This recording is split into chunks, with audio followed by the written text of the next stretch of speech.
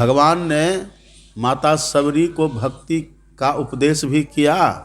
अब भक्ति का नाता भी भगवान ने बताया। क्यों बताया? एकमात्र यदि भक्ति किसी के जीवन में हो, एकमात्र, दूसरा तीसरा कोई उपाय नहीं है। यदि भक्ति जीवन में किन्हीं के जीवन में हो तो भक्ति के बल से ही वो मृत्यु से अथवा जमदूत से, जम से बच सकते, काल से बच सकते। एकमात्र भक्ति।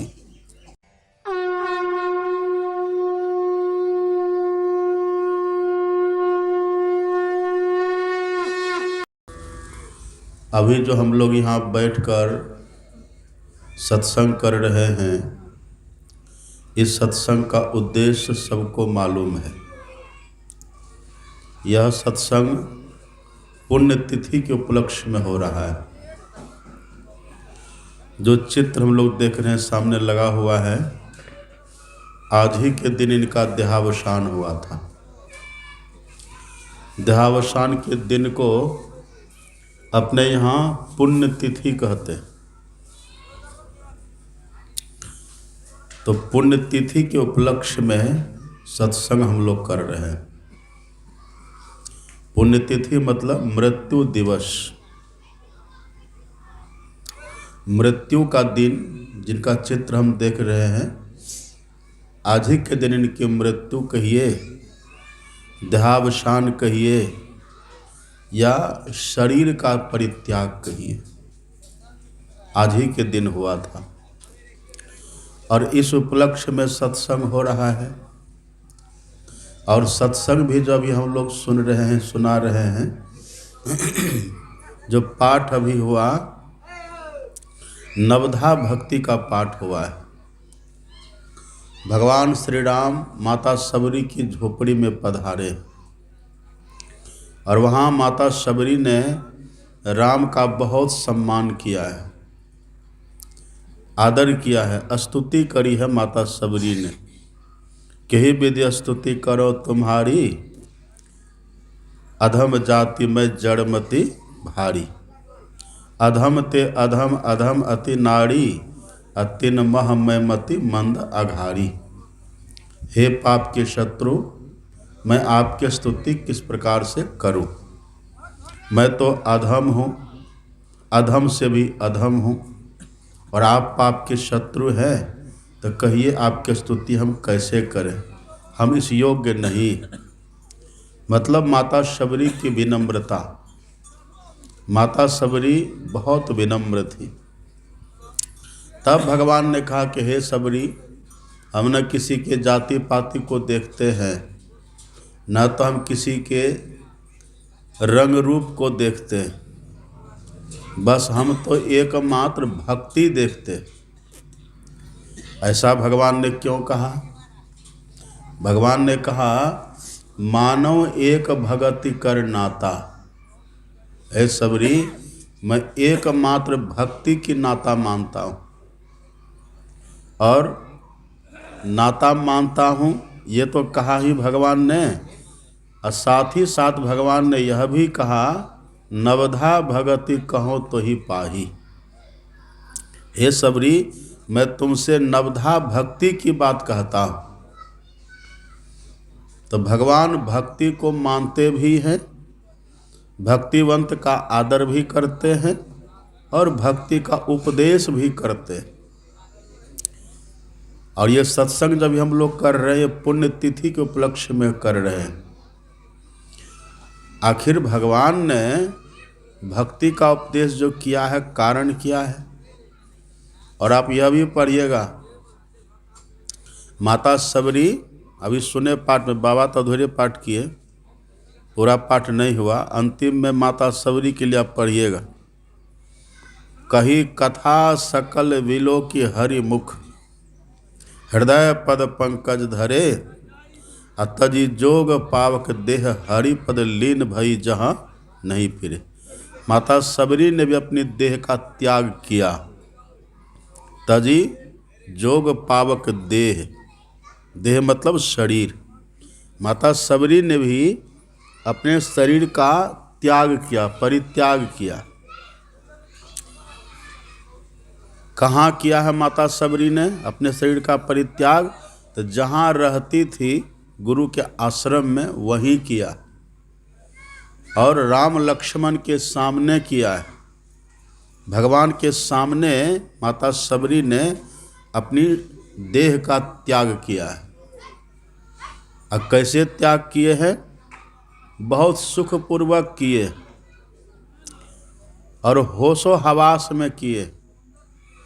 राम भगवान से कहा कि हे राम, आप रुकिए थोड़ी देर, आप रुक जाइए, पहले मुझे जाने दीजिए, मतलब मुझे पहले देह त्याग कर लेने दीजिए, मुझे पहले मर जाने दीजिए, देह का त्याग कर लेने दीजिए, मुझे पहले परम पद में जा लेने दीजिए, तब आप जाइएगा। इतना लाभ माता सबरी को हम लोग ऐसा कर पाएंगे? हम लोग का कोई ठिकाना है? कहाँ मरेंगे, कहाँ टपकेंगे, और कैसे मरेंगे, कैसे टपकेंगे, कैसे गिरेंगे, कोई जानते हैं? है कि नहीं को पता अपना? नहीं जानते। लेकिन देखिए माता सबरी को उनके गुरुजी ने कहा था कि बेटी मैं तो जा रहा हूँ, मैं तो देह का त्याग कर रहा हूँ, लेकिन तुम इसी आश्रम में रहकर प्रतीक्षा करना। क्या प्रतीक्षा करना? यहाँ पर भगवान आएंगे तुम्हारी झोपड़ी में, तो जब तक भगवान नहीं आए तब तक तुम जाना नहीं। और जाना नहीं का मतलब क्या हुआ? मरना नहीं। जब तक भगवान तुम्हारी झोपड़ी में न आवे हे सबरी, तब तक तुम जीवित रहना। वैसा कोई कहे तो संभव है? अब यहाँ हम लोग इतने बैठे हुए हैं, अब हम लोगों से मान लीजिए हमारी ही संतान, आप ही का पुत्र कोई आपसे कहे कि पिताजी हम जा रहे हैं मुंबई, और जब तक हम आएंगे तब तक मरिएगा नहीं, ऐसा होगा? संभव है ये सब?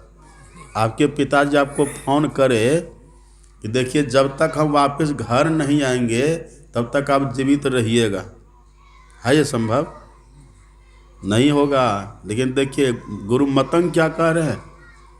महर्षि मतंग कहते कि बेटी सबरी, जब तक भगवान तुम्हारी झोपड़ी में ना आवे तब तक मरना नहीं, तब तक रहना, उनकी प्रतीक्षा करना, उनके आने के बाद ही तुम जाना। देखिए अब वही राम आ गए ना, अब राम आ गए, भगवान आ गए, माता सबरी ने भगवान को देख लिया, स्वागत सम्मान कर दिया, उच्छिष्ट बेर, जूठा बेर भगवान को भोग लगा दिया, प्रसाद भगवान को पवा दिया, अब भगवान का प्रसाद भी खुद पा लिए। और जब राम वहाँ से जाने लगे, राम जब चलने लगे ना, तब सबरी कहती है कि हे भगवान थोड़ा ठहरिए, रुकिए, अभी मत जाइए आप। तो भगवान ने कहा, तो माता सबरी ने कहा पहले हमको जाने दीजिए तब जाइएगा आप, पहले जब हम चले जाएंगे न तब जाइएगा आप। वही सुने ना भी पाठ में, वही पाठ में पढ़िएगा पुस्तक में, राम भगवान खड़े हैं, अब माता सबरी वही उनके सामने ही देह का त्याग कर रही है, देह को छोड़ करके माता सबरी जा रही है। देखिए आखिर ये संभव कैसे हुआ? ये संभव कैसे हुआ? हम लोग चाहेंगे ऐसा नहीं होगा। अब देखते हैं कितना लोग हैं कार से सफ़र कर रहे हैं। अपने सदगुरु महाराज जी आ रहे थे कटिहार से कुप्पा घाट, तो भेरा मोड़ है ना, उसी के आसपास कार से आ रहे थे। अचानक सदगुरु महाराज जी कहते हैं, भेरा मोड़ की क्या है पता नहीं, उधर गेड़ाबाड़ी क्या क्या कह, उसी रास्ते में सदगुरु महाराज जी आ रहे थे, जीवनी में लिखा हुआ है। तो कार से आ रहे थे, अचानक सदगुरु महाराज जी कहते कार को रोको, अचानक कहते कार को रोको। अब जैसे कहा रोको, तो हरि बाबू ड्राइवर थे, जो इधर के थे ना, हरि बाबू जानते हैं ना आप लोग, सदगुरु महाराज जी के सारथी चालक हरि बाबू, हाल ही तो शरीर उनका छोटा है। रोक दिए कार, गुरु महाराज की कार रुक गई और एक कार पीछे से आ रही थी, वो क्रॉस करके आगे बढ़ी। अब जैसे वो कार आगे बढ़ी, आगे बड़ा सा पेड़, अचानक से थोड़ी थोड़ी वर्षा हो रही थी, हवा चल रही थी, आंधी, विशाल पेड़ उसी कार के ऊपर गिर गया।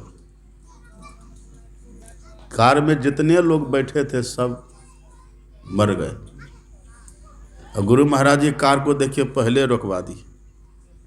अब कार में बैठे हैं, वर्षा हो रही है, आंधी है, तो सुरक्षित है कार में, लेकिन देखिए रास्ते चलते चलते घर में सब प्रतीक्षा कर रहे हैं, वहाँ फलाना बाबू आ रहे हैं, घर में सब उनकी प्रतीक्षा में हैं, कार से आएंगे।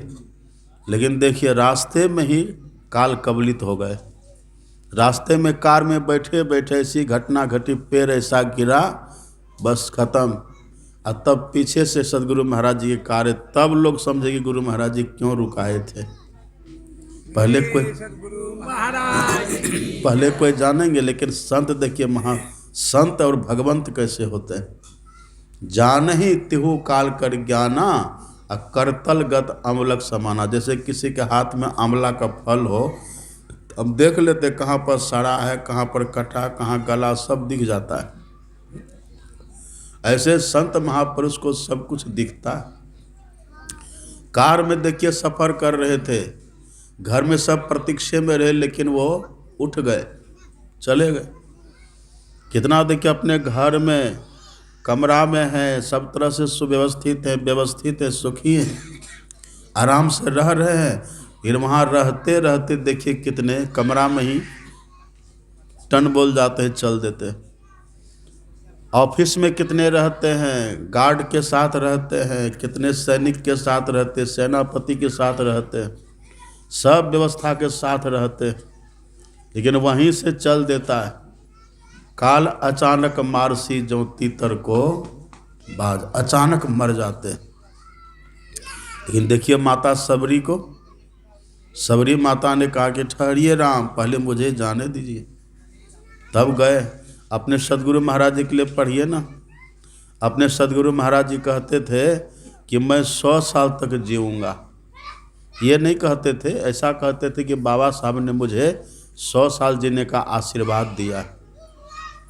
लेकिन एक बार वही लगभग 95-96 साल हुआ होगा सदगुरु महाराज जी को, डॉक्टरों ने कहा कि सदगुरु महाराज जब नहीं रहे, बहुत देर तक आँख ताँख सब बंद हो गई सदगुरु महाराज जी की, और नस नाड़ी भी, दिल का धड़कन उड़कन सब बंद हो गया। सब बंद हुआ, डॉक्टर बुलाया गया, डॉक्टरों ने जांच करी, डॉक्टर ने कह दिया कि गुरु महाराज तो रहे नहीं, शरीर का छूट गया। पूज्यपाद महर्षि संत सेवी जी महाराज जो नस नाड़ी की चाल को, गति को समझते थे, जानते थे, समाधि नाड़ी को जानते थे, वो उन्होंने भी जांच करके देखा, तो उन्होंने भी कहा कि हाँ लगता है कि सदगुरु महाराज जी इस बार शरीर का परित्याग कर दिए। सब हो गया, सब चिता की वहाँ तैयारी करने लग गए, दाह संस्कार की व्यवस्था करने लग गए, अग्नि संस्कार की सब व्यवस्था करने लग गए। कई घंटा बीता, बड़े लोगों की भीड़ आश्रम में, कहाँ कहाँ से लोग आ रहे हैं, चारों तरफ शोर हो रहा है। कई घंटा जब बीत गया, लेकिन पूज्यपाद महर्षि संत सेवी जी महाराज के मन में ये होने लगा कि प्रवचन में तो सदगुरु महाराज जी कहते थे कि मुझे बाबा साहब ने 100 साल जीने का आशीर्वाद दिया है। कई बार प्रवचन में सदगुरु महाराज जी ने कहने की कृपा भी की, लोगों ने सुना, अब पहले भी तो 100 साल पूरा भी नहीं हुआ है, पहले देह का त्याग कर रहे हैं, कर दिए। चलिए हम लोग तो मान लेंगे, जो शिष्य है, सेवक है, श्रद्धा से मान लेंगे गुरु महाराज जी की मौज है, उनकी कृपा जो हुआ हुआ। लेकिन जो गैर सत्संगी है वो क्या कहेंगे?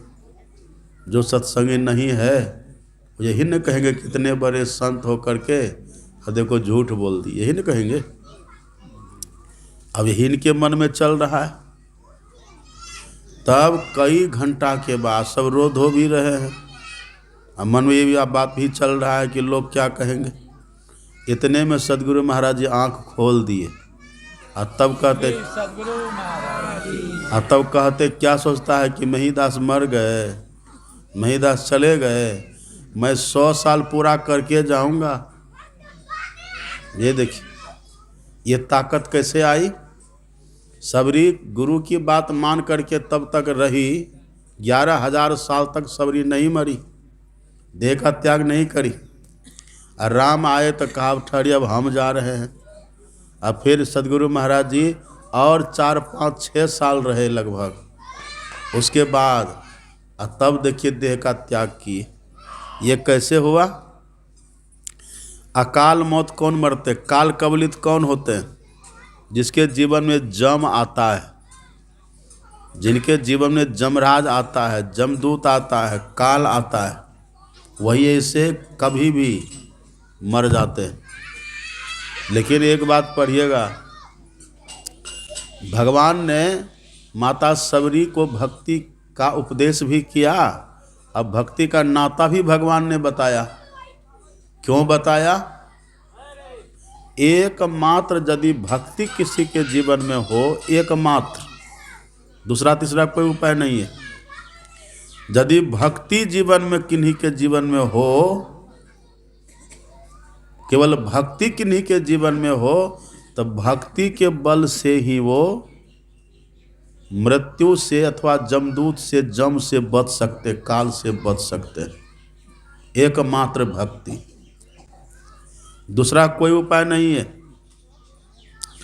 और हम लोग जो ध्यान करते हैं ना रोज, ध्यान क्या है? ध्यान असली भक्ति है। हम लोग कहते हैं ना ज्ञान योग युक्त ईश्वर भक्ति। योग का मतलब क्या? ध्यान। योग की विधा को जान लिए, योग की युक्ति को, ध्यान की युक्ति को हम सीख लिए, और युक्ति सीख करके तब जो हम बैठ करके ध्यान करते हैं ना, वही है भक्ति, वही भक्ति है। आप पढ़िए, भागवत में लिखा हुआ है, ये शाम चित्ते वसेद भक्ति सर्वदा प्रेम रूपिणी नौते पश्यन्ति कीनाशम स्वप्ने पे मल मूर्तय। भागवत में कहते वेदव्यास जी महाराज कि यदि किसी के हृदय में भक्ति हो, बहुत ध्यान से सुनिए, यदि किन्हीं के हृदय में भक्ति हो ना, तो उनको जागृत में कौन कहे, उनको स्वप्न में भी जमदूत, जम उसके सामने आ नहीं सकता है, स्वप्न में भी नहीं आता है। यदि भक्ति जीवन में हो, यहाँ तो रास्ता चलते कितने को आ जाता है, घर में बैठे बैठे कितने को आ जाता है, कार में सफ़र करते करते कितने को आ जाता है। लेकिन वेदव्यास जी कहते हैं यदि किन्हीं के हृदय में भक्ति हो ना, नौते पश्यन्ति कीनाशम, वो कभी जम को नहीं देखता, जमदूत उसके सामने नहीं आता, स्वप्न में भी नहीं आता यदि भक्ति। इसी बात को अपने सदगुरु महाराज जी कितना अच्छा लिखे, पढ़िए पदावली में, कितना बढ़िया। ज्ञान योग युक्त, भक्ति का मतलब क्या? जिसमें ज्ञान भी हो और योग भी हो, वही ना भक्ति है। भक्ति किसको कहते हैं? जहाँ देखिए प्रेम हो, ज्ञान हो, योग हो, ये तीन चीज जहाँ रहती है वही कहलाती है भक्ति। योग की, योग मतलब ध्यान, ध्यान की विधि हो, अब विधि मतलब क्या? सही विधि, वही ज्ञान हो गया। योग की सही विधि, ध्यान की सही विधि जो है वही ज्ञान है। अब प्रेम से जो करेंगे बैठ के वही प्रेम है। यही इसी तीनों को मिला करके भक्ति है। और अपने सदगुरु महाराज जी कितना अच्छा के लिख दिए, पदावली में पढ़िए। अपने सदगुरु महाराज जी लिखते हैं पदावली में, माग भूखा बाघ काल के मुख परोरे बाब रे। भूखा बाघ कभी देखे? बाघ भी जल्दी नहीं देखते लोग। बाघ तो जो जंगल झाड़ जाएंगे अथवा चिड़िया खाना जाएंगे वही ना देखेंगे बाघ को। बाघ तो खतरनाक होता है, बाघ खतरनाक, बाघ ऐसा हिंसक होता है, वो देखते ही शिकारी को टूट पड़ता है। लेकिन अपने सदगुरु महाराज जी कहते भूखा बाघ, भूखा बाघ किसको कहते हैं? भूखा बाघ कैसा होता है? यदि बाघ को भूख लगे और उसका बच्चा भी सामने रहे भूख लगने पर, तो उसको भी खा जाता है। बाघिन बाघिन हो, उसको बहुत भूख लगे, कुछ नहीं मिले खाने के लिए, तो अपने बच्चे को खा जाती है। भूखा बाघ, भूखी बाघिन अपने बच्चे को भी नहीं छोड़ती है वो।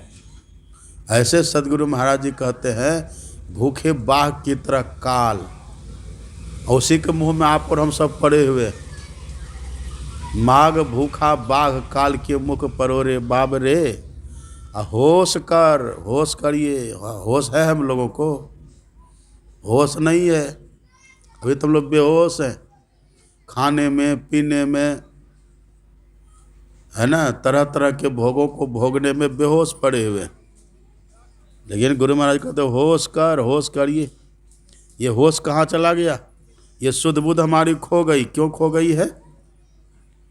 शुद्ध बुद्धि भागी तम गुण लागी, गुरु ने सुधि दई। ये हमारा होश खो गया है, अभी हमारी शुद्धि बुद्धि ठीक नहीं है, शुद्ध बुद्धि खो गई। तो गुरु महाराज जी कहते बेहोश होकर के मत रहिए। अपने सदगुरु कहते होश कर चेतो सवेरे बचो। काल से बच्चे कैसे? ध्यान के दावरे, ध्यान करके बचिए। और ध्यान कैसे करिएगा? ध्यान के विषय में पहले जानिए। सहज में ध्यान से पावे कब, सूरत का खेल जही आवे। अपने भीतर में सूरत को कैसे लगाना है, ये भेद जो सीख लिया वही ज्ञान हो गया। और करेंगे तो जैसे तैसे नहीं करेंगे, प्रेम से करेंगे। योगी नाम अपि सर्वेशाम मदगते नान्तरात्मना, श्रद्धावान भजते यो माम ते में युक्त तमामति। भगवान कृष्ण कहते केवल ध्यान करने से नहीं होगा, का तब ध्यान करो पर प्रेम के साथ करो। प्रेम से जो ध्यान करेंगे उनको सफलता मिलती है। यही तीनों जब एक साथ मिल जाता है, जहाँ ध्यान होगा ना वहाँ ज्ञान भी होगा, वहाँ प्रेम भी होगा। यही तीनों जैसे मिल गया वही हो गया भक्ति, वही भक्ति का स्वरूप है। तो सदगुरु महाराज जी कहते हैं काल मुख से निबु की भागो, ध्यान के बल भाई रे। यही उपाय माता सबरी ने वही क्या, ध्यान करके काल के मुख से निकल गई। हम लोग अभी निकले हैं, कहिए ना। झूठे सुख को सुख कहे, मानत है मनमोद, और जगत चबेना काल का, कुछ मुख में कुछ गोद। अब यहाँ जो हम लोग बैठे हुए हैं ना, जो दुनिया के लोग हैं, कुछ तो काल के मुंह में पड़ गया, और कुछ काल की गोद में बैठे हुए हैं। कबीरा गर्व न कीजिए, काल गहे कर केस, न जाने कि तुम्हारी है क्या घर क्या परदेश। सबका बाल पकड़ के रखा है काल। अब बाल पकड़ने का क्या है, इसका प्रमाण क्या है? देखिए ना, सबका बाल काला रहता ना जवानी में, और जैसे बूढ़ा हुआ देखिए सबका बाल पकना शुरू, बाल पकता है कि नहीं? तो हम लोग क्या करते, बाल को रंगा लेते हैं। न काल पकड़ा है तो बाल पक रहा है तो उसको रंगा गए तो काल छोड़ देगा उसको? एक बूढ़ी माता जाके प्रणाम किया, अब प्रणाम किया तो देखे जब झुक के लाठी के लेके चल रही है। प्रणाम किया, माता जी कितनी उम्र है? बाबा 75 साल। 75 साल आपकी उम्र है? हाँ। स्वास्थ्य कितना आपका अच्छा है? देखिए काल आपका, बाल आपका अभी भी काला काला दिख रहा है। हम लोग जवान हैं तब भी देखिए बाल कैसे दिख रहा है, भूरा भूरा कैसा कैसा हो गया। और आप 75 साल की बूढ़ी माता, अब बाल इतना काला, इतना बढ़िया, स्वास्थ्य बढ़िया है तभी तो। बूढ़ी कहती है बाबा स्वास्थ्य क्या बढ़िया रहेगा, 1000 तरह का रोग देह में है, तो बाल कैसे काला? का मेहंदी लगा लिए हैं। मेहंदी, अब मेहंदी लगा लीजिएगा तो काल छोड़ देगा? काल कहे कर केस, ये काल पकड़ा हुआ है, बाल पक जाता है, मुंह के दांत झड़ जाते हैं, चलने में पैर लड़खड़ाता, हाथ कांपता है। सबके साथ ऐसे नहीं होता है। भक्तिवंत माता सबरी को भक्ति का जो उपदेश भगवान कर रहे, क्यों? क्योंकि सबरी के जीवन में भक्ति तो पहले से है। अब भक्ति जहाँ होती है ना, वहीं के लिए कहते न ते पश्यन्ति कीनाशम, उनको काल स्वप्न में भी नहीं पकड़ता है, जागृत की बात तो छोड़िए। इसीलिए भगवान ने माता सबरी को निमित्त बना करके उपदेश किया भक्ति का, ताकि जितने मनुष्य हैं ना ये सब भक्ति करे। और सबसे बड़ी बात देखिए, बाघ को भी जम पकड़ता है, लेकिन बाघ छूटने का उपाय जम से नहीं कर सकता। हाथी कितना विशाल जानवर होता है, हाथी को भी काल पकड़ता है, जम पकड़ता है, लेकिन उससे छूटने का उपाय हाथी नहीं कर सकता है। हाथी के बस की बात नहीं है। गाय देखते हैं, गाय की लोग पूजा करते हैं। गावह मातरम मम, लिखा है वेद में, गावो मातरम मम, गाय हमारी माँ है।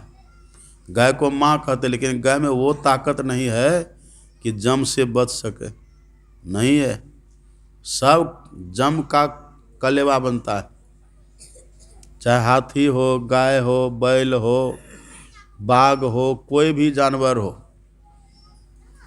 कोई भी हो, पशु पक्षी हो, पेड़ पौधा हो, कोई भी हो, जम से बचने का उपाय एकमात्र किसी के पास है, एकमात्र मनुष्य के पास है, और किसी के पास नहीं है।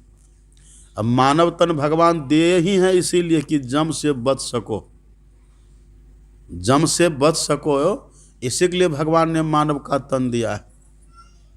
इसलिए तुलसीदास जी ने लिखा है, और हम लोग जानते हैं सदगुरु महाराज जी को बैराग कैसे हुआ था। अपने सदगुरु महाराज जी को सब जानते हैं ना, रामायण का पाठ करते थे। रामायण में एक चौपाई मिली थी गुरु महाराज जी को। कौन सी चौपाई? देह धरे कर यही फल भाई, भजिए राम सब काम बिहाई। अपने सदगुरु महाराज जी क्या कहते हैं? यही मानुष देह समैया में, करूँ परमेश्वर में प्यार, कर्म धर्म को जला खा कर देंगे तुमको तार। स्नेह बिना नहीं भक्ति होती है, लो यही ही में धार। तो भक्ति की बात है ना, ये मानव का तन भक्ति के लिए ही मिला है। और एकमात्र भक्ति जो करेंगे वही जम से बच सकता है, वही बच सकता है। धन बहुत है, कोई सोचेगी धन के बल से हम जम से बचेंगे, बच पाइएगा? धन के बल से बच सकते हैं जम से? अब पद के बल से, बहुत बड़ा बड़ा पद है हमारे जीवन में, अब कोई सोचे कि पद पर हम रह करके जम से बच जाएंगे तो बच पाइएगा? नहीं बच पाएंगे। अब बहुत बड़ा परिवार किसी का हो जाए तो वो सोचे कि हम जम से बचेंगे तो बच जाएंगे? नहीं बचेंगे। अब बहुत बड़ा ज्ञानी बन जाइए, बहुत बड़ी डिग्री आपके पास हो जाए तो उससे बच जाएंगे? गीता रामायण वेद पुराण सबको रट लीजिए तो उससे बच जाइएगा? कहते हैं गोस्वामी तुलसीदास जी कहते हैं, वाक ज्ञान अत्यंत निपुण भव पार न पावई कोई। वाक ज्ञान किन्हीं के पास बहुत हो जाए और सोचे कि जम से बचेंगे, बच नहीं सकता। अब कोई घर द्वार छोड़ करके बैरागी हो जाए, उससे बच जाएगा? नहीं बचेगा। हम गेरुआ कपड़ा पहन लिए तो इससे बच जाएंगे? नहीं बचेंगे। चाहे ज्ञानी बनिए कि बैरागी बनिए कि प्रतिष्ठावान बनिए कि पदवान बनिए कि विद्वान बनिए कि धनवान कि बलवान, कुछ भी बनिए, जम से नहीं बच पाएंगे। जम से बचने का एक ही उपाय है कि भक्ति करिए। जो भक्ति करेंगे ना, मात्र एक भक्ति करने वाला जम से बचता है, चाहे वो कोई भी हो। जो भक्ति करेंगे वही जम से बचेंगे। अब भक्ति का मतलब क्या? भक्ति का मतलब ध्यान की युक्ति जाने, आप प्रेम से बैठ करके 3 बार ध्यान करेंगे कम से कम, ये है भक्ति। इतना यदि कोई करेगा, सो अभी नवधा भक्ति का पाठ सुने ना, संत महात्मा का संग करिए, संत महात्मा का संग करिए, सत्संग को सुनिए, इतने से काम नहीं चलेगा। तब तीसरी भक्ति गुरु की सेवा करिए, वही से न गुरु के बिना ज्ञान होगा। कबीर साहब कहते सहज में ध्यान से पावे, सुरती का खेल जही आवे। तो सुरत का जो खेल है, जो सुरत को लगाने का ज्ञान है, बिना गुरु का ज्ञान होगा। गुरु बिनु ज्ञान न उपजय, गुरु बिनु मिले न भेव, और गुरु बिनु संशय ना मिटे। जय जय जय गुरुदेव। बिना गुरु का ज्ञान नहीं होता, तो गुरु चाहिए। तो जो गुरु से ज्ञान सीख लिए, जुक्ति जान लिए, भेद जान लिए, अब प्रेम से बैठ करके 3 बार कम से कम रोज ध्यान करते हैं और पापों से बच करके रहते हैं, यही है भक्ति। यही यदि कोई जान करके करे तो हमारे सदगुरु महाराज जी कहते हैं, विप्र भंगी अपढ़ पढ़वा करो तरिहो न संक हो। विप्र है मतलब ब्राह्मण है, ब्राह्मण है, ब्राह्मण करेगा वो तर जाएगा। भंगी कहते हैं डोम को, चंडाल को, अंत्यज, कोई भी करे तर जाएगा। पढ़े लिखे लोग करेंगे वो तरेगा, अनपढ़ करेगा वो तर जाएगा, जो करेगा वो तरेगा। तरते गए जो अस किए सब, राय राना रंक हो, जो किए वो तरे। जोग मही जोग तप मह तपीसुर, जोग मही जोग तप मह तपीसुर, गृहस्थ मही भोगी। ध्याय ध्याय भक्त सुख पाया, और नानक तिस पुरुष का किन अंत न पाया। चाहे राजा बन, आवाज ठीक करिए, आवाज कम करिए थोड़ा। चाहे राजा बन करके करिए तर जाइएगा, गरीब है गरीब करिए जम से छूट जाइएगा। जो भी है गिरस्थ है, गिरस्थ करेंगे तो गिरस्थ छूटेगा, विरक्त करेगा तो विरक्त छूटेगा।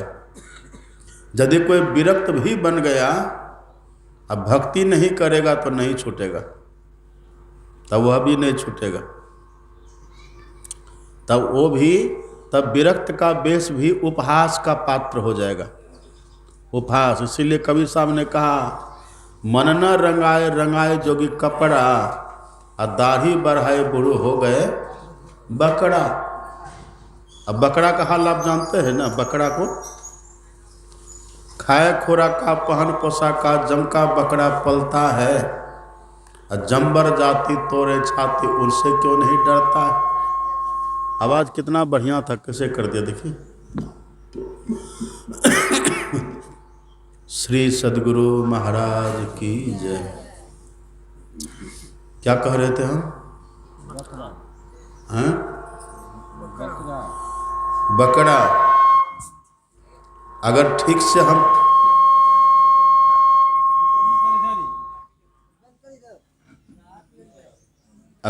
से हम भक्ति किए और साधु का वेश है तब तो ठीक है, और नहीं किए तब हम भले दाढ़ी बढ़ा लें कि कटा लें, कोई भी वेश हमारा हो जाए, जम का बकरा, दाढ़ी बढ़ाए बूढ़ू हो गए बकरा। कबीर साहब की वाणी है ये मामूली नहीं है। तो जो करेंगे भक्ति, जो करेंगे वो तरेंगे, नहीं करेंगे नहीं तरेंगे। इसलिए भगवान ने माता सबरी को निमित्त बना करके कहा कि सबरी भक्ति करो, सावधान सुनो अधरु मन माही। सावधान होकर के सुनो, मेरी बातों को सुनो, मन में धारण करो और करो। जो करेंगे वो तरेंगे, नहीं करेंगे नहीं तरेंगे, चाहे कोई भी हो। माता सबरी देखते हैं, स्त्री काली कलुटी देखने में, अभिलनीय है। लेकिन भक्ति जो माता सबरी ने की है, इसलिए राम और किन्हीं की झोपड़ी में नहीं जाकर सीधे सबरी माता की झोपड़ी में गए। सबरी का चुनाव भगवान ने किया है। तो गुरु ज्ञान देंगे, गुरु के ज्ञान के अनुकूल करेंगे तो कल्याण होगा। अब गुरुवे नहीं है तो ज्ञान मिलेगा? देखिए, जो हम लोग का शरीर है ना, इसके जन्म देने वाले हैं गुरु, वे माता पिता।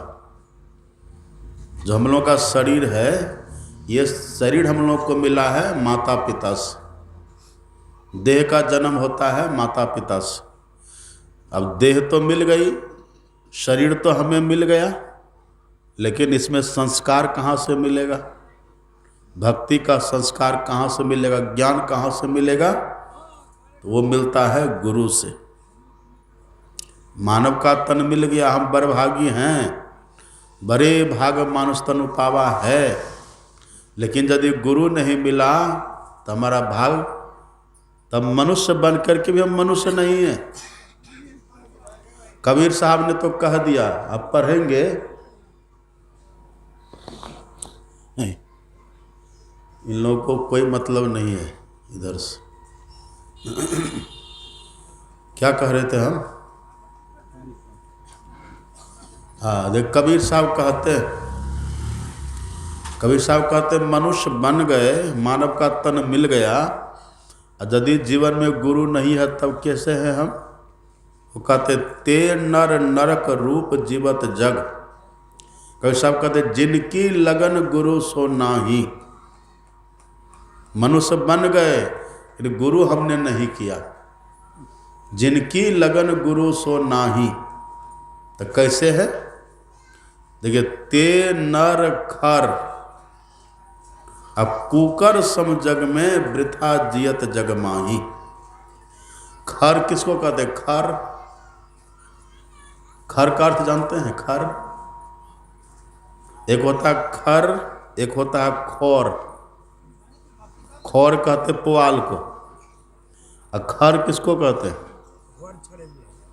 उदवा खोर। खर, खर माने होता है गधा। खर कहते गधा को। देखिए कितना कटु। अब हम किसी को बोल दें तो लोगों को दुख हो जाएगा, वार कर देगा मेरे ऊपर। कबीर साहब डरते नहीं थे, संत थे, वो खड़ी बोली बोलते थे। वे कहते जिनकी लगन गुरु सो नाही, ते नर खर। खर मतलब गधा। अब कुकर सम जग में, कुकर मतलब, कुकर का अर्थ क्या होता है? दाल बनाने वाला कुकर। कुकर मतलब कुत्ता। अब कितना कटु कटु बात बोले। तो मानव का तन मिल गया और निगुरा निगुड़ी बने हुए हैं, तो समझिए शरीर है मनुष्य का, पर मनुष्यता जीवन में नहीं आएगी। पढ़ लीजिएगा, डिग्री मिल जाएगी, पद पा लीजिएगा, प्रतिष्ठा भी मिलेगी, पर मनुष्यता नहीं आएगी। और यदि मनुष्यता जीवन में नहीं आई तो फिर अकाल मौत। कहाँ पर एक्सीडेंट में मरिएगा, क्या होगा कहाँ कैसे, कोई अता पता नहीं है। करो रे मनवा दिन की तदबीर, और जब जमराजा आन पड़ेंगे नेक धरत नहीं धीर। अब मुंगरिन मारी के प्राण निकासत व्याकुल हो शरीर, करो रे मनवा दिन की तदबीर। आगे आगे कहरिया भैया दोलिया ले ले जाए, अब पीछे पीछे जम रैया मुंगरा दे ले जाए। किए कर तो माई बाप, किए कर तो भाई, और किए कर तो घर के त्रिया जमुआ ले ले जाए। इसलिए गुरु का ज्ञान तो चाहिए। और गुरु किसको कहते हैं? गुरु साधारण नहीं होते। ज्ञान कहे अज्ञान बिनु। पहले तो कहते गुरु नाम है ज्ञान का, शिष्य सीख ले सोए। अज्ञान मर जा जाने बिना गुरु और शिष्य न कोई। गुरु कहते ज्ञान को। और कौन सा ज्ञान? ज्ञान कहे अज्ञान बिनु, तम बिनु कहे प्रकाश, निर्गुण कहे जो सगुण बिनु, सो गुरु तुलसीदास। आंख बंद करने के बाद यदि अंधकार दिख रहा है, वो गुरु नहीं हो सकते, वो गुरु नहीं है। जो सच्चे गुरु होते हैं वो प्रकाश मंडल में प्रतिष्ठित होते हैं। हाँ, देह में हमारे तरह दिखेंगे, वो देह में साधारण तरह दिखेंगे, वो हमारे ही तरह खाएंगे, हमारे तरह बोलेंगे, हमारे तरह चलेंगे। हाँ, लेकिन उनमें कुछ न कुछ तो खासियत होती है। आम का फल देखते, आम का फल देखिए, आम का फल जब कच्चा रहेगा भीतर से, तो बाहर देखिए उसके जो कवर है, क्या बोलते हैं उसको, छिलका, छिलका का देखिए रंग अलग रहता है। और जब भीतर में गुद्दा पकता है तब छिलका का रंग वैसे रहता है, बदल जाता है। भीतर में गुद्दा कच्चा था तो रंग हरा था, और जैसे भीतर में गुद्दा पका तब अब हरा ही रहेगा वो, अब वो पीला हो जाएगा, उसका रंग बदल जाएगा। ऐसे ही अंधकार में जो रहते हैं उसका कर्म धर्म बोल चाल अलग होता है। लेकिन जो अपने भीतर प्रकाश में चले गए, हाँ, बहुत कुछ सामने दिखेगा, खाएंगे रहेंगे हमारी तरह सब, लेकिन उनमें कुछ न कुछ अंतर होगा, उनका कुछ अद्भुत होगा। वो हमारे तरह खाएंगे लेकिन हमारे तरह नहीं खाएंगे, वो बोलेंगे पर हमारे तरह नहीं बोलेंगे। उनके चलने में, बोलने में, खाने में, पीने में, सोने में, जागने में, सब में डिफरेंस आ जाएगा, अंतर आ जाएगा, बहुत अलग हो जाएगा। लेकिन ये किसको पता चलेगा? जो श्रद्धालु होगा उसको पता चलेगा, जो प्रेमी होगा उसको पता चलेगा, जो सत्संगी होंगे, जो विवेकी होंगे उसको पता चलेगा। और दूसरी बात, ऐसे महापुरुष जिनको पता चलाना चाहते हैं उन्हीं को पता चलेगा। नहीं तो जानबूझ करके ऐसा कुछ और कर देंगे कि सामने वाले को और भ्रम हो जाएगा, ये तो खत्म आदमी है। वो चाहेंगे तभी तो पता चलेगा, नहीं चाहेंगे तो और ऐसा व्यवहार करेंगे ना, आपको बेकार लगेगा। वो जानबूझ के वैसा करते ताकि लोग हमसे सटे ना, हमसे जुड़े ना, जानबूझ के वो करते। तो गुरु जो होते हैं वो साधारण नहीं होते। ज्ञान कहे अज्ञान बिनु, उनके भीतर अज्ञान नहीं रहता। हम लोग के भीतर तो कभी ज्ञान होता है, मंच पर है तो ज्ञान है, अब मंच से उतर के उधर जाएंगे तो अज्ञान हो जाएगा। उनको ऐसा नहीं होता, वे तो ज्ञान भूमि के बीच चलत है उल्टी श्वासा, वो तो हमेशा ज्ञान की भूमि पर ही रहते हैं, वो हमेशा ज्ञान की दशा में रहते हैं। अज्ञान उनको छू नहीं सकता। ज्ञान कहे अज्ञान बिनु, तम बिनु कहे प्रकाश। अब वो आंख बंद करेंगे ना, अंधकार हम लोगों की तरफ उनको नहीं दिखेगा। आंख बंद करेंगे तो उनको प्रकाश दिखेगा, प्रकाश, दिव्य प्रकाश उनको दिखेगा। और उतने में नहीं, उनको शब्द भी सुनाई पड़ता है। धुन आने जो गगन का, सो मेरा गुरुदेव, सो मेरा गुरुदेव सेवा में करियो वाकी। और शब्द में है गलतान अवस्था ऐसी जाकी, तुरिया सेती अतीत लगे न भूख प्यासा। देखिए वो तुरीय पद में रहता है, तुरीय अवस्था में, और तुरीय के भी तुरीयतीत अवस्था में रहते हैं वो। अभी हम लोग किस अवस्था में रहते हैं? हम लोग 3 अवस्था में रोज रहते हैं। अभी जगह यहाँ सत्संग कर रहे, इसको कहते हैं जागृत अवस्था। दूसरी अवस्था होती है उसको कहते हैं स्वप्न अवस्था। तीसरी अवस्था उसको कहते हैं सुषुप्ति, गहरी नींद की अवस्था उसको कहते हैं। ये 3 अवस्था अंधकार में होती है, लेकिन जिसके भीतर प्रकाश होता है वो तुरीय अवस्था होती है।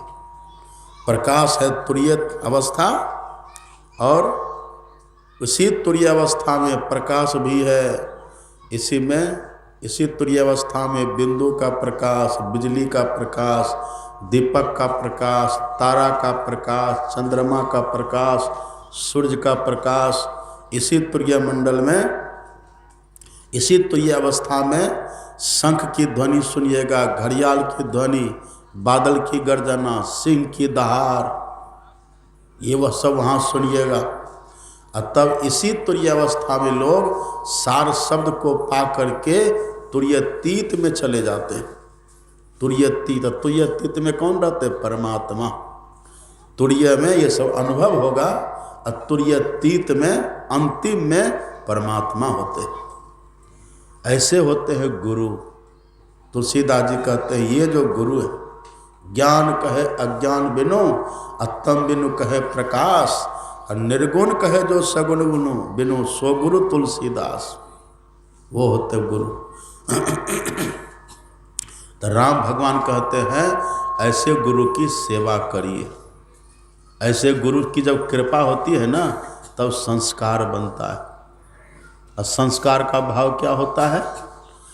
संस्कार का भाव होता है भक्ति का संस्कार।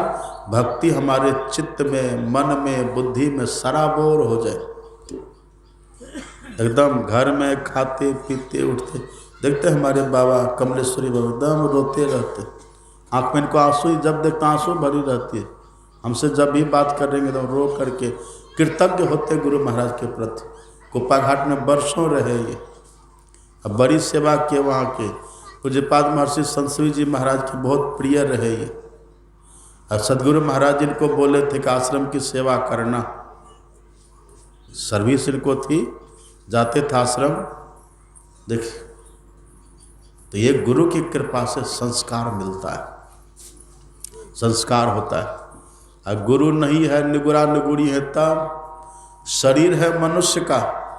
लेकिन कबीर साहब कहते ते नर खर कुकर, सम जग में वृथा जन्म गमाए। व्यर्थ का जीवन बीत रहा है। बिनु गुरु भक्ति परे जम फांसी, और जम की खाएगा मार। गुरु की भक्ति कटे जम फांसी, और जम के मुख पर छार। इसलिए गुरु चाहिए। और गुरु के बिना कुछ भी आप करिए ना, सब व्यर्थ होगा। गुरु बिनु जप तप दान व्यर्थ व्रत, तीरथ फल नहीं दाता। लक्ष्मी पति ने सिद्ध गुरु बिनु वृथा जीव जग जाता। बिनु गुरु माला फेरता, बिनु गुरु करता दान, अब बिनु गुरु सब निष्फल गया।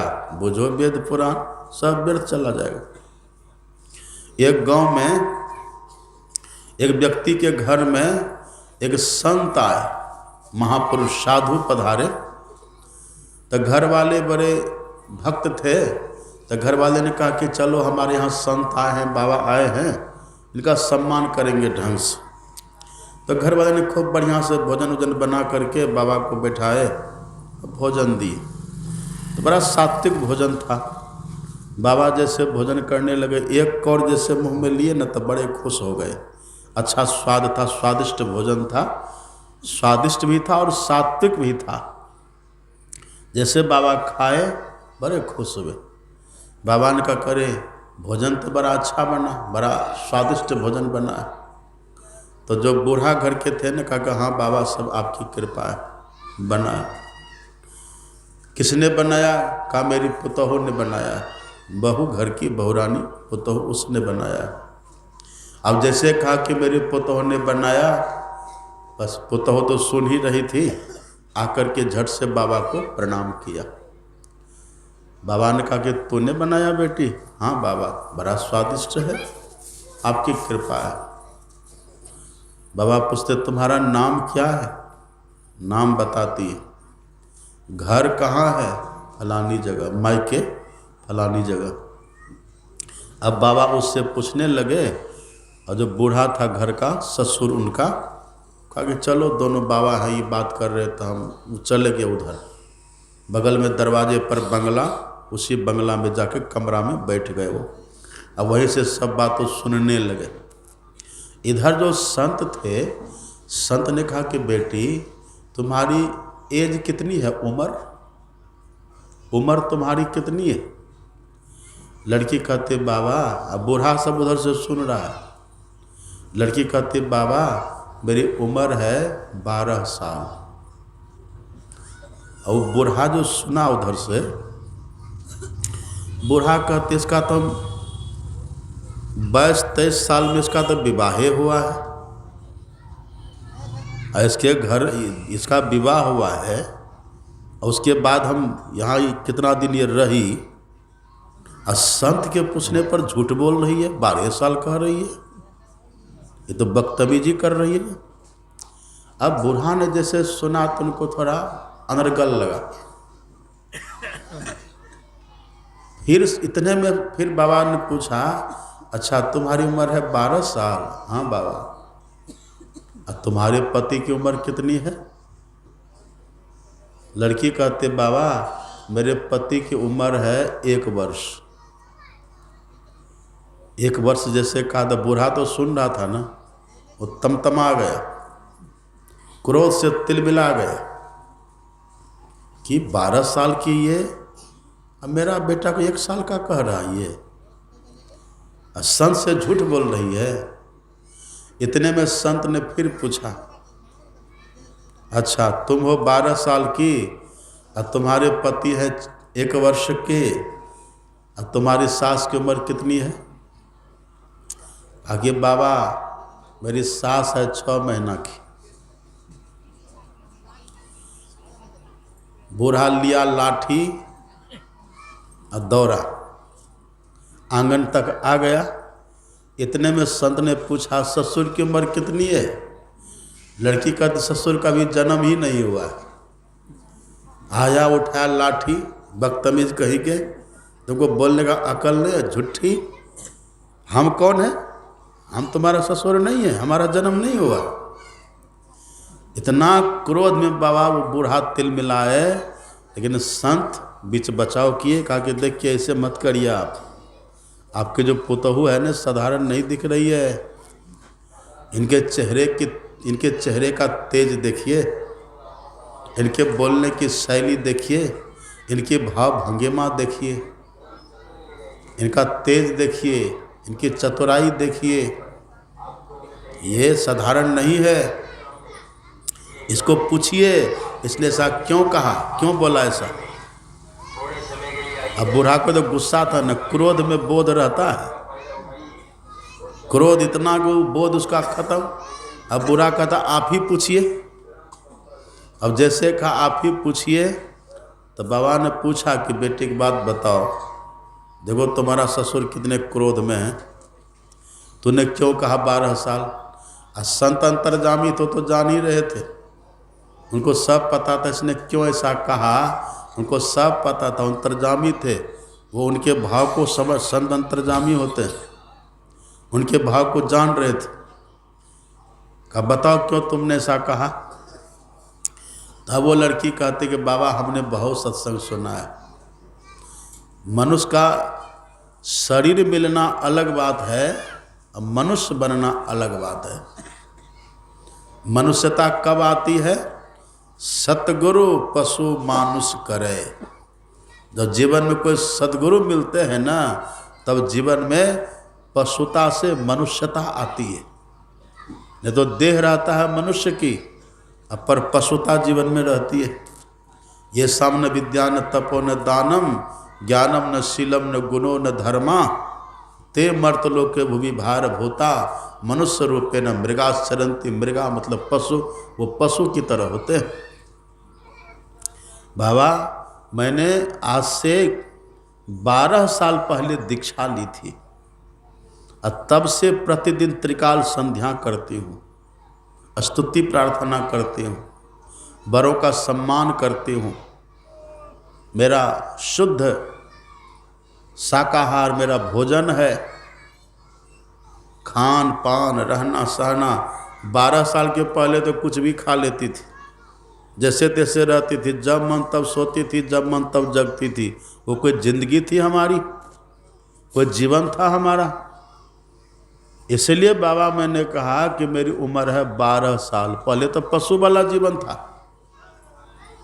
और बाबा जब मैं यहाँ आई ससुराल, मेरे पति बहुत पढ़े लिखे हैं, डिग्री मेरे पति के पास बहुत है, पढ़े लिखे हैं, लेकिन एक दिन भी ऐसा नहीं रहता था जिस दिन कि ये मीट मांस न खाएं। रोज खाते थे ये, संडे हो कि मंडे नित ही खाओ अंडे। ये मीट मांस के बिना रहते ही नहीं थे, रोज खाते थे। पर इनको मैंने समझाया, इनको मैंने समझा बुझा करके इनको कहा कि देखिए आप मनुष्य है ना, ये मनुष्य का भोजन नहीं है, ये सब मनुष्य को नहीं खाना पीना चाहिए, मद मदिरा मीट मांस ये सब नहीं खाना पीना चाहिए। तो तुरंत तो मेरे पतिदेव नहीं माने, लेकिन मैं भी लगी रही। जब भी मैं भोजन बनाती थी तो मंत्र जप करते करते भोजन बनाती थी, और जब पतिदेव को भोजन परोसती थी तब भी मंत्र जपती थी। वो भोजन करते रहते थे, मैं खड़ी खड़ी मंत्र जपती रहती थी, और मेरे मंत्र जप का ऐसा प्रभाव पड़ा कि मेरे पतिदेव साल भर पहले इन्होंने कहा कि देखो अब मुझे भी दीक्षा लेने का मन करता है।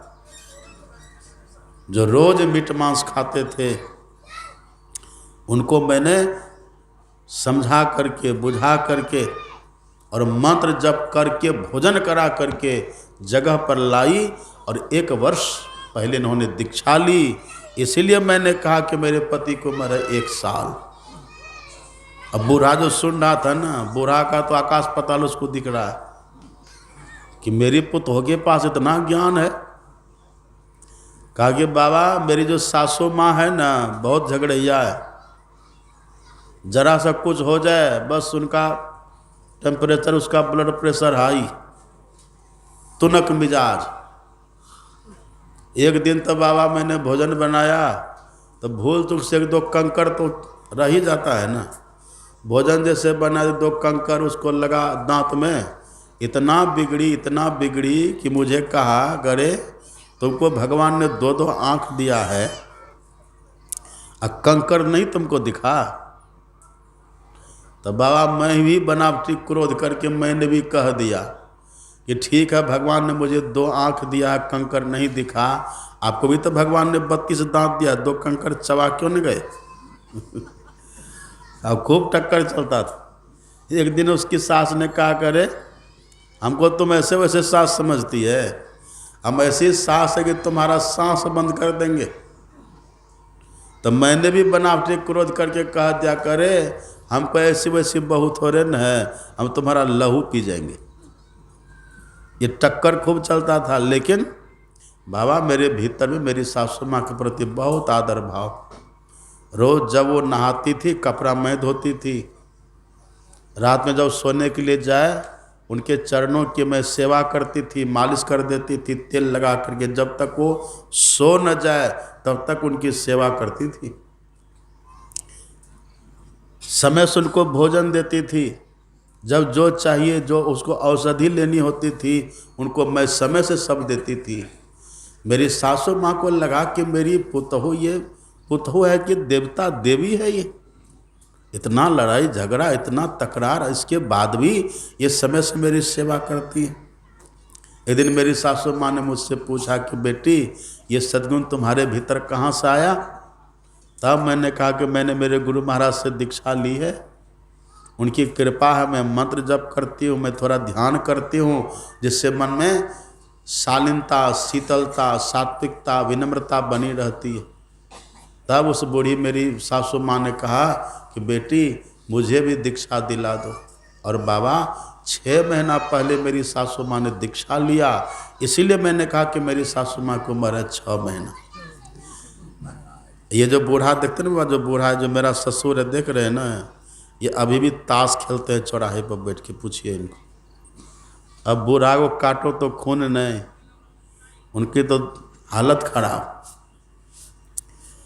तब बूढ़ा कहता कि बाबा आज मेरी पुतोह ने मेरी आँख खोल दी, कृपा करिए, आप तो आ ही गए हैं, आज आप हमको भी दीक्षा बतला ही दीजिए। कहा जाओ ले आओ, फूल की माला बना करके ले आओ, थोड़ा प्रसाद भी ले आओ। वो गई, फूल के माला प्रसाद बना करके ला दिया। फिर बूढ़ा को ही बिठा करके दीक्षा दिया। और दीक्षा लेने के बाद जब बूढ़ा जाते हैं बाबा को प्रणाम करने, तो उनकी पुतोह भी जाती है, धीरे से कान में कहते कि बाबा आज मेरे ससुर जी का जन्म हुआ है। श्री सद्गुरु बूढ़ा लजा गया, आगे बाबा आप तो गुरु महाराज मेरे है ही हैं, लेकिन ये भी एक मेरे गुरु महाराज ही हो गई आज से। देखिए, गुरु जिनके जीवन में गुरु का ज्ञान होता है कितने व्यवहारिक होते हैं। इसलिए भगवान कहते हैं गुरु की सेवा करिए। गुरु पद पंकज सेवा अतिसरी भगति अमान। मान सम्मान पाने की भावना छोड़ करके गुरु की सेवा करिए। यदि मान सम्मान की भावना रहेगी तब अहंग अग्नि हृदय जरे, और गुरु से चाहे मान, और तिनको यम न्योता दिया हो हमरे मेहमान। यदि गुरु से मान सम्मान की भावना रखिएगा तब ठीक नहीं। और गुरु महाराज की सेवा क्या है? और सेवा कहते किसको? आज्ञा समन सुसाहिब सेवा। गुरु का पैर दबाना भी सेवा है। पैर दबाना, भोजन कराना, वस्त्र धो देना, ये सब भी सेवा है। पर ये तो छोटी मोटी सेवा है।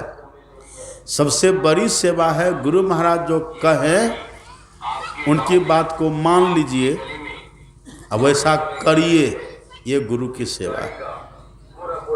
हम लोग गुरु महाराज जी ने क्या कहा है रोज हम लोग गाते हैं, रटा दिए हैं गुरु महाराज जी हम लोगों को। सत्संग नित अरु ध्यान नित रहिए करत संलग्न हो। व्यभिचार, चोरी, नशा, हिंसा, झूठ तजना चाहिए। जो सत्संग और ध्यान प्रतिदिन करेंगे, 3 समय ध्यान करेंगे और 2 समय स्तुति विनती करेंगे, हमेशा चलते फिरते मंत्र का जप करते रहेंगे और 5 पापों से अपने को बचा करके रखेंगे। इतना यदि कोई करे तो समझिए गुरु की सेवा कर रहे हैं वो। यही गुरु की सेवा करने से उनका कल्याण है। मनुष्यता जीवन में आएगी, मानवता जीवन में आएगी। और गुरु ही भक्ति का भेद बतलाते हैं, जुक्ति बतलाते हैं। अब बिना जुक्ति के भक्ति करेंगे तब, बिना जुक्ति के भक्ति करने से मुक्ति नहीं मिलती। मुक्ति मतलब क्या? जम से छुट्टी, जम से के बंधन से छुटकारा नहीं मिलेगा। तो जो जुक्ति जान करके थोड़ा चलते फिरते भजन करेंगे उनका कल्याण है। गुरु कहते स्तुति विनती करिए। स्तुति विनती करना चौथी भक्ति है। आप ये मत सोचे कि स्तुति विनती करेंगे तो क्या होगा, स्तुति विनती करना बेकार, ऐसा कभी मत सोचिए। राम का वचन है, राम भगवान कहते हैं चौथी भगति मम गुण गना करई कपट तजी गाँव। देखते हैं हमारे कमलेश्वरी बाबू को एक इतना अच्छा कमरा बनाए, उस कमरा में न तो कभी ये कोई सोते हैं न वो साधु महात्मा को रखते हैं, और वहीं बैठ कर स्तुति विनती, सिंहासन सजा के रखे गुरु महाराज का। ऐसा घर में एक ऐसी भी जगह होनी चाहिए जहाँ बैठ करके स्तुति विनती सत्संग ध्यान हम कर सकें। स्तुति विनती करना, बहुत प्रेम से गाना, श्रद्धा से गदगद गिरा नयन बह नीरा, मम गुण गावत पुलक शरीरा। जो पुलकित होकर के स्तुति विनती करते, चौथी भक्ति। और फिर मंत्र को जपिए। गुण गोविंद गायो नहीं, गुण गोविंद गायो नहीं, जन्म अकारत किन, कह नानक हरि भज मना, जय विधि जल को मीन। जैसे मछली जल में डूब करके रहती है, इसी तरह से मंत्र में मन को डुबा देना चाहिए। यही 5वीं भक्ति है। नाम जपत स्थिर भया, ज्ञान कथत भया लीन, असुरत शब्द एके भया, जल ही होएगा मीन। सकल कामना हीन जे, राम भगति रस लीन, नाम सब प्रेम पीयूष हृदय, तिन्हों किए मन मीन। मंत्र को अमृत समझिए और अपने मन को मछली बना करके मंत्र रूपी अमृत में मंत्र रूपी मछली को डुबा दीजिए। इतना अच्छा से जप करिए बैठ करके। इन्हें कौन करेगा? जो चलते फिरते हमेशा जप करेंगे, उनसे होगा। अति पावन गुरु मंत्र मन ही मन जाप जपो। मन ही मन खूब जप करते रहिए। गुरु गुरु गुरु कल्प विटप, गुरु गुरु गुरु में ही जप, गुरु जाप जपन साचो तप, सकल काज सारण। सब काम इससे सिद्ध होता है। तो जो ठीक ठीक गुरु मंत्र का जप करते हैं उन्हीं को गुरु महाराज का दर्शन भी होता है। उनको मानस ध्यान में दर्शन होता है, प्रत्यक्ष हो बहु दर्शन होगा। उतना करके देखिए। यह पांचवी भक्ति। छठी भक्ति क्या है? इंद्रिय निग्रह। इंद्रिय का निग्रह क्यों? इंद्रिय का निग्रह का मतलब होता है इंद्रियों को अपने बस में करके रखना। अभी हम लोग इंद्रियों के बस में हैं। आँख जो देखना चाहते देख लेती है, कान जो सुनना चाहता है सुन लेता है, जिह्वा जो रस लेना चाहती है ले लेती है, चमड़ा जो छूना चाहती है चमड़ा छू लेती है। अभी हम लोग इंद्रियों के बस में। चरणदास जी महाराज कहते हैं पांचों चोर सदा मग रोकत इनसु कर छुटकारी। जो पांचों चोर है ना, आँख कान नाक जीभ चमड़ा, पांचों चोर है। ये विषयों की चोरी करता है। आँख रूप को देखती है, रूप की चोरी करती है। कान शब्द की चोरी करता है। नाक गंध की चोरी करती है। जिह्वा रस की चोरी करती है। चमड़ा स्पर्श की चोरी करती है। ये चोरी करने में हमारी शक्ति ह्रास हो जाती है, हमारी शक्ति का ह्रास हो जाता है। इसलिए भगवान कहते हैं अपनी शक्ति को बचाने के लिए इंद्रियों का निग्रह करिए। कैसे करेंगे इंद्रियों का निग्रह? इसी के लिए है दृष्टि योग की साधना। जो बिंदु ध्यान करते हैं उनके इंद्रियों का निरोध हो जाता है।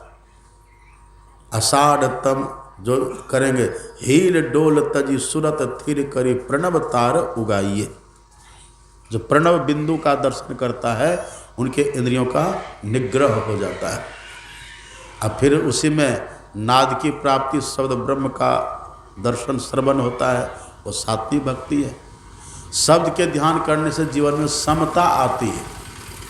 जो शब्द का ध्यान कर लेते हैं, शब्द साधना में सफल हो जाते हैं ना, वो हर जगह एक ही ईश्वर तत्व को देखते हैं। शब्द कहियो जीव संशय नाही, साहब भयो तेरो संग। परमात्मा का दर्शन होता है। ये सात्विक भक्ति। ये भक्ति यदि कोई कर ले ना, फिर वो हमेशा संतुष्ट होकर के रहेंगे।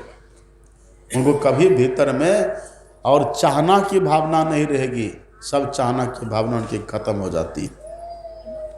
अब बड़े सरल हो जाते हैं। ऐसे भक्त कभी किसी में दोष नहीं देखता है।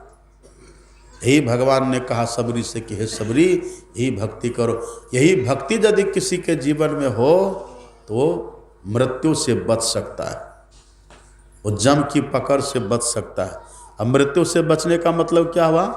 देह छूटेगी पर वो देह से अपने से निकलेंगे। वो